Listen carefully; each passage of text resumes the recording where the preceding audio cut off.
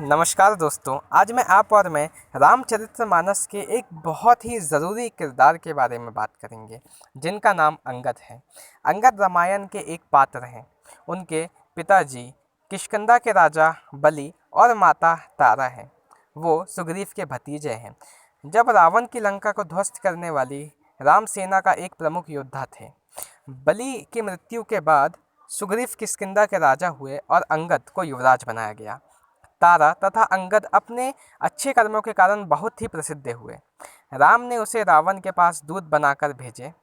वहाँ की राज्यसभा का कोई भी योद्धा उनके पैर तक नहीं हिला सका। अंगद की प्राचीन कथाएं सिर्फ और सिर्फ रामायण में ही हैं।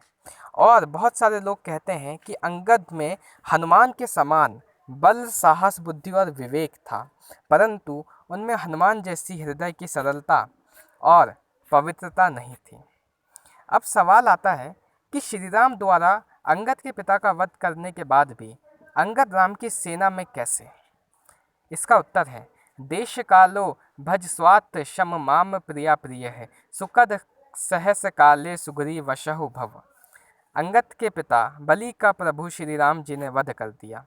जब श्री राम जी ने बलि को बाण मारा तो वह घायल होकर पृथ्वी पर गिर गया। इस अवस्था में जब पुत्र अंगद उसके पास आया, तब बलि ने उसे ज्ञान की मुख्यतः 3 बातें बताई।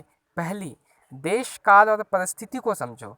दूसरी, किसी के साथ कब, कहाँ और कैसा व्यवहार करें, इसका सही निर्णय लेना चाहिए। और तीसरी, पसंद नापसंद, सुख दुख को सहन करना चाहिए और क्षमा भाव के साथ जीवन व्यतीत करना चाहिए। बलि ने अपने पुत्र अंगद से यह बातें ध्यान रखते हुए कहा कि अब से तुम सुग्रीव के साथ रहो। और सुग्रीव खुद राम जी के भक्त थे। अब अगला सवाल आता है, अंगद को ही क्यों भेजा दूत बनाकर? जब श्री राम जी लंका पहुंच गए, तब उन्होंने रावण के पास अपना दूत भेजने का विचार किया। सभा में सभी ने प्रस्ताव किया कि हनुमान जी को ही दूत बनाकर भेजना चाहिए, लेकिन राम जी ने यह कहा कि अगर रावण के पास फिर हनुमान जी को ही भेजा गया तो संदेश जाएगा कि राम की सेना में एक अकेला हनुमान ही महावीर है। इसलिए किसी अन्य व्यक्ति को दूत बनाकर भेजा जाना चाहिए जो हनुमान जी की तरह पराक्रमी और बुद्धिमान हो। ऐसे में प्रभु श्री राम की नज़र अंगद पर जा टिकी। अंगद ने भी प्रभु श्री राम के द्वारा सौंपे गए उत्तरदायित्व को बखूबी संभाला।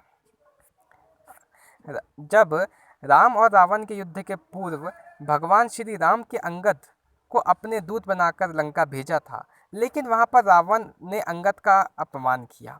अंगद ने तब अपनी शक्ति का परिचय देकर रावण को उपदेश दिया और पुनः राम के शिविर में लौट आए। अब सवाल यहाँ उठता है कि अंगद में इतनी शक्ति कैसे आई कि कोई भी असुर, राक्षस आदि उनका पैर हटाना तो क्या, हिला भी नहीं पाए। दरअसल हनुमान, जामवंत और अंगद तीनों ही प्राण विद्या में पारंगत थे। इस प्राण विद्या के बल पर वे जो चाहे वो कर सकते थे।